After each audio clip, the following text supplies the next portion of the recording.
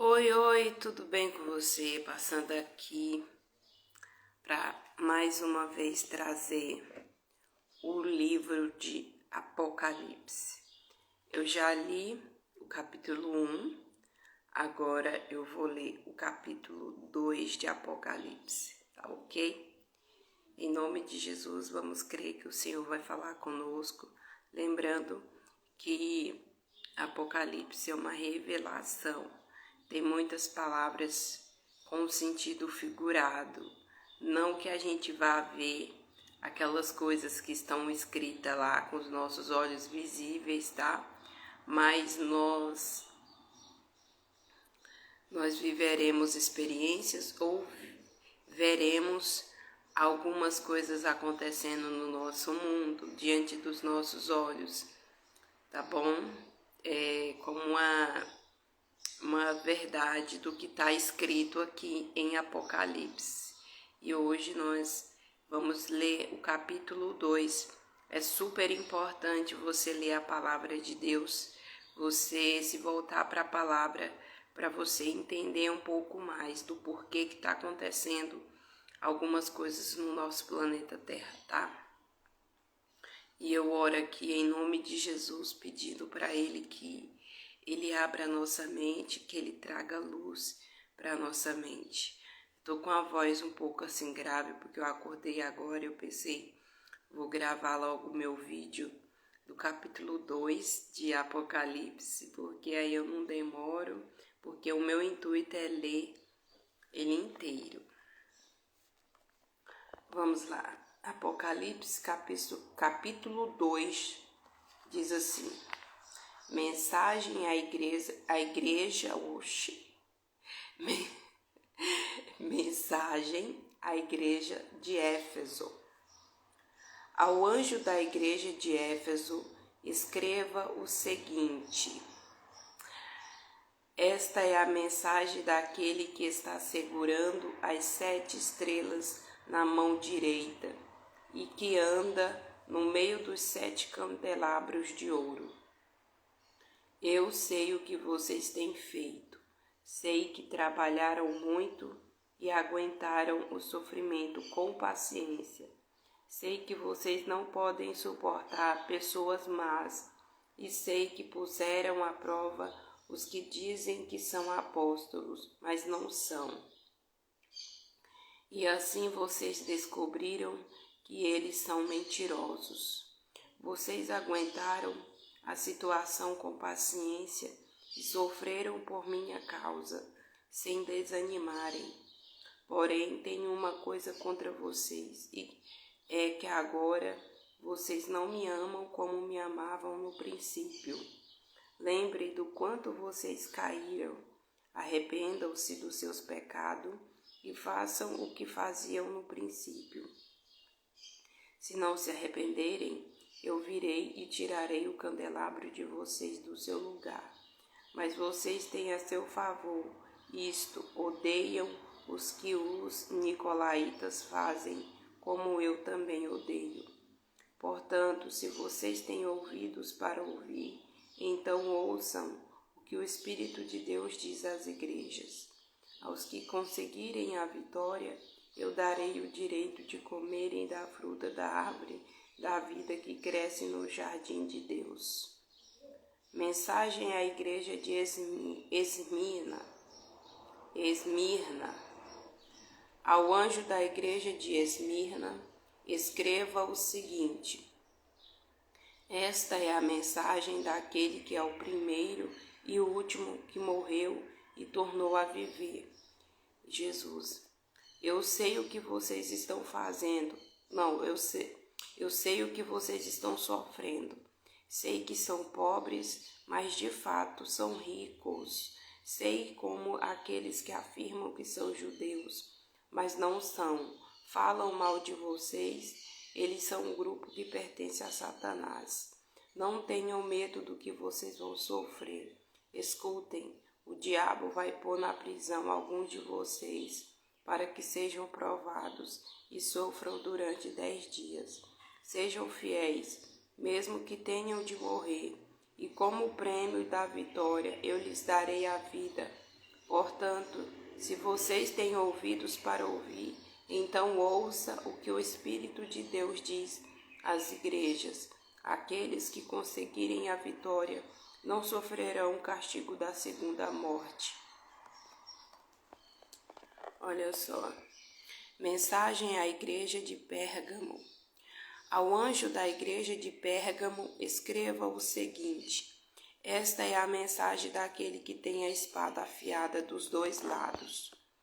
Eu sei que vocês moram aí, onde está o trono de Satanás. Vocês são fiéis e não abandonaram a fé que têm de mim. Peraí, vamos lá de novo, vou recapitular a rota. Mensagem à igreja de Pérgamo. Ao anjo da igreja de Pérgamo, escreva o seguinte: esta é a mensagem daquele que tem a espada afiada dos dois lados. Eu sei que vocês moram aí onde está o trono de Satanás. Vocês são fiéis e não abandonaram a fé que têm em mim. Até mesmo quando Antipas, minha testemunha fiel, foi morto aí em Pérgamo, onde Satanás mora. Mas tenho algumas coisas contra vocês. Há entre vocês alguns que seguem os ensinamentos de Balaão, que mostrou a Balaque como fazer com que o povo de Israel pecasse, dizendo que os israelitas deviam comer alimentos oferecidos a ídolos e cometer imoralidades. Assim também estão entre vocês alguns que seguem os ensinamentos dos nicolaítas.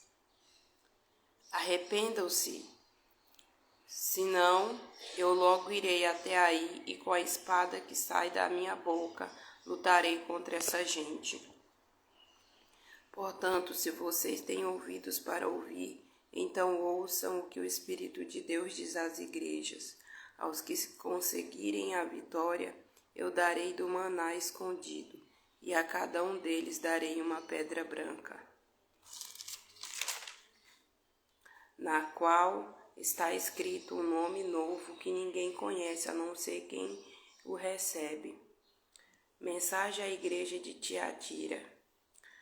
Ao anjo da igreja de Tiatira, escreva o seguinte: esta é a mensagem do Filho de Deus, que tem olhos que brilham como o fogo e pés brilhantes como o bronze polido.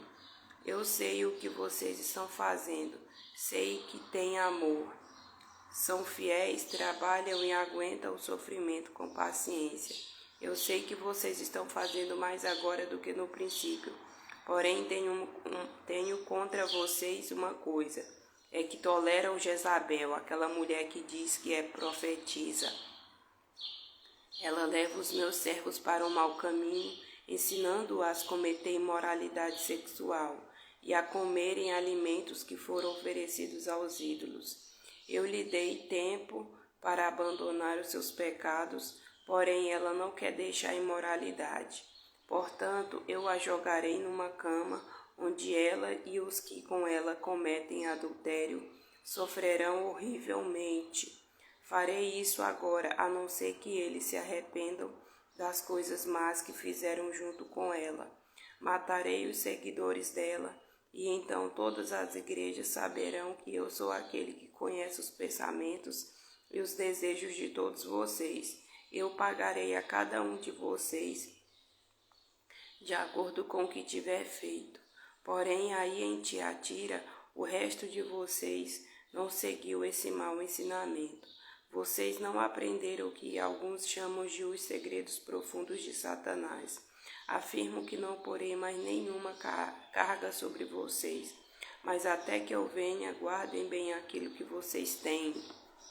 Aos que conseguirem a vitória e continuarem a fazer até o fim, a minha vontade eu darei a mesma autoridade que recebi do meu Pai, autoridade sobre as nações para governá-las com uma barra de ferro e quebrá-las em pedaços como se fossem potes de barro. Eu lhes darei a estrela da manhã. Portanto, se vocês têm ouvido para ouvir, então ouçam o que o Espírito de Deus diz às igrejas. Olha só, aqui nessa leitura vai falar sobre as 3 igrejas, né? A igreja de Éfeso, não, 3 não, é 4. A igreja de Éfeso, a igreja de Esmirna e a igreja de Pérgamo e a igreja de Tiatira. Aqui no capítulo 2 vai falar sobre 4 igrejas, tem mais, vai continuar a partir do capítulo 3 em seguinte. Cada igreja tem uma coisa que tem as suas qualidades e tem os seus defeitos. Cada igreja tem os seus defeitos. Aí ele vai falando, né? Vai corrigindo cada uma delas. Porém, ele vai falando, pelo menos dessas outras que eu tô lendo aqui, essas 4 que eu li, ele vai falando um defeito, um pecado, uma falha. Porém, antes de falar das falhas, eles vão falando das qualidades, do sofrimento que vem passando, que não abandonaram ele.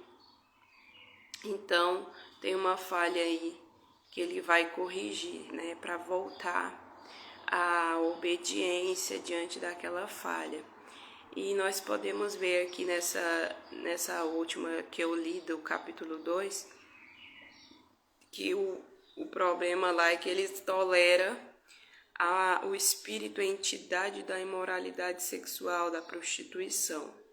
Então nós temos que tomar muito cuidado com isso, porque quando fala de Jezabel, não está falando de fato de uma mulher específica, uma mulher, está falando de uma entidade maligna, né, que usa a vida de mulheres para influenciar, né, os homens, influenciar todo mundo que estiver mais próximo ali, que estiver perto, que for também influenciável.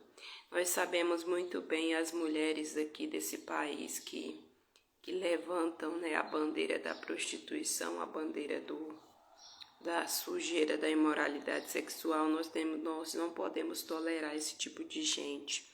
Não por maldade, por não amar a pessoa, mas porque dentro dessa pessoa tem uma entidade maligna, tá? Eu quero dizer para você que quando a palavra de Deus fala sobre algumas coisas aqui em Apocalipse, a palavra de Deus, ela vai falar sobre entidades malignas, espíritos, possessões, demoníacas, legiões, tá? Não fica você pensando que tu vai ver um bichão de 7 cabeças, um trenzão granão. São pessoas, são seres humanos que estão debaixo de uma missão diabólica, satânica, devido a uma legalidade, com um propósito, tá?